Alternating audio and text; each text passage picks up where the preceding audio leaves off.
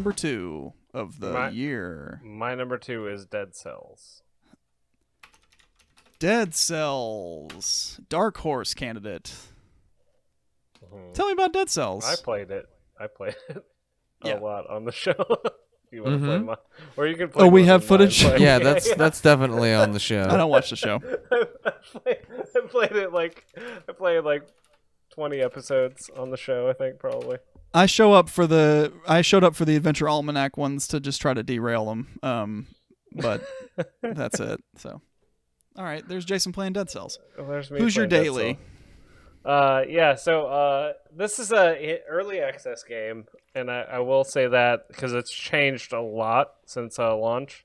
But it's been enduringly very good. I continue to play it. I just played a run yesterday or two yesterday. I really enjoy the combat, like the way that it feels.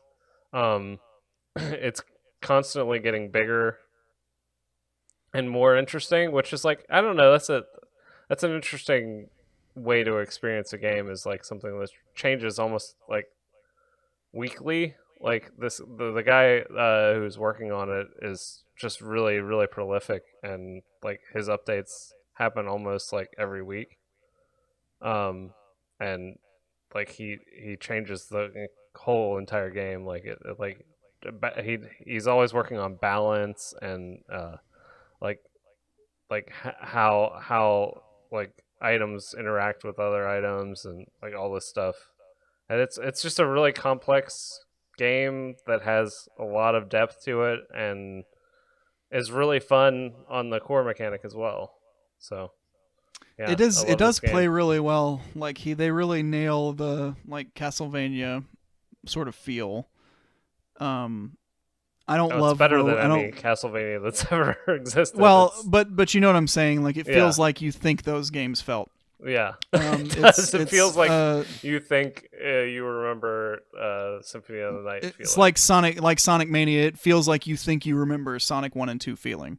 Yeah. It doesn't try to emulate it. It is like here's my idea of how it played, whether that's true or not, and they made that game. Mm-hmm. But yeah, I played a little bit of this. I liked it. I just don't really like roguelikes. I think they're kind of lazy. Yeah. But it plays really well. I think if they had made a game that was like 20 levels, it would have been a better game. Well, it's not necessarily lazy when you're making a game as a one person. I think that's the thing that I'm willing to forgive, is like, hey, there's a single person working on this. Lazy is the wrong word. I think that there is pressure to make games longer than they need to be, and a roguelike is a really easy way to like say, here's the value for your $1. Yeah, I don't think that's what this game does. I think there's more of a story. It has bosses and like it has a lot of like similar areas, and that's the main thing that they've added like since the game came out, is like new bosses and like new areas to fight and new enemies. So I like each area is randomly generated, but it's pretty much the same enemy types. This is the 2017 Binding of Isaac. Yeah, it's basically it's my Binding of Isaac for this year, and I'm still playing the Binding of Isaac. So yeah. Overwatch. Thomas, I know what your number 2 game is, but why don't you tell everybody? All right. Okay. What's up, YouTube? My number 2 game of the year is The Legend of Zelda: Breath of the Wild. It's why you like it. It's my favorite Zelda game. Mm-hmm. It at the time that I was playing it was my favorite game that I had ever played, and I put like 95 hours into it. I really dumped a lot of solid time into Zelda. Yeah. I was really invested in the lore and the story too. But it was everything that I wanted out of it and more. Everywhere I went, there was something to do and something for me to get. And oh wow, people really didn't like our Zelda video. People fucking hated the live reaction to the Zelda reveal. But yeah, Zelda was. it was the perfect open world game. It is the perfect open world game because if you think about it, you can. Sorry. Then you can do it. And I think that was what was so wonderful about it was like there were all sorts of weird loopholes and things that you were like, does this work? Of course it does. Every single time. It always works. Yeah, the game is designed in such a way that like it's rare that you fail. Like something that you try like is game ending or like you think you're breaking work. The game and it's like no, we thought of that. Yeah, it's designed and it's so the powers are so cleverly different. Mm-hmm. Like that you can get out of most situations with more than one. It's a crowning achievement in video games. I think this is Nintendo's objectively Nintendo's probably biggest like accomplishment that they've absolutely made. Aside from like obviously 80, 85, 86 that was important and the Super Nintendo is important, but like as far as like leaping from or making a leap over yourself, like Legend of Zelda Breath of the Wild is really something. It's proof they still got it. I agree. I agree as well. I think it's a very good game. Well, I'll tell you what's a better game. You fuckers. I'll tell you what's a better game than Legend of Zelda Breath of the Wild, and that's Super Mario Odyssey. It is a better game than Breath of the Wild. So, well, can you tell me why? Yes, because everything about Breath of the Wild that makes it good. The game, the way that they've designed the game, so that you always like have, and this goes every time I say this, it goes totally against what Jason's complaint about the game was. But Zelda had this way of like leading you places. Like it would give you like little things that like maybe that's something and you would go do it. Mario Odyssey is just what the game is. Like the levels are so incredibly dense for how many moons are in each level that like no matter you just happen upon them. Like one time you're just like walking in the desert and then you ground pound and there's a moon.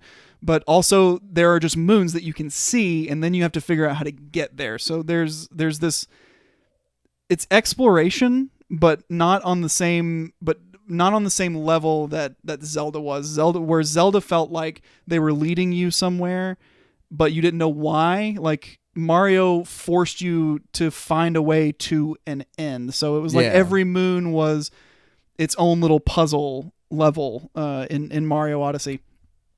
Also, the mechanics of the game they're fucking incredible. Like there were no games this year to me that felt better than learning how to do the long jump, throw your hat, jump on the hat, dive again, and like that. It's once you like get that shit down and you can like you're doing the Koopa race and you have to like figure out what the shortcut is because there's always like one really crazy shortcut that you have to do all that like jump on your hat shit. And finding all that was like incredibly rewarding, and just like the difference of environments, like every level was so starkly different from the rest of them. It didn't wear out its welcome. Like you could really leave the levels at any time. Like you had to get like 14 moons to leave, but they're everywhere. Like you could just get some easy ones and move on if you didn't like where you were.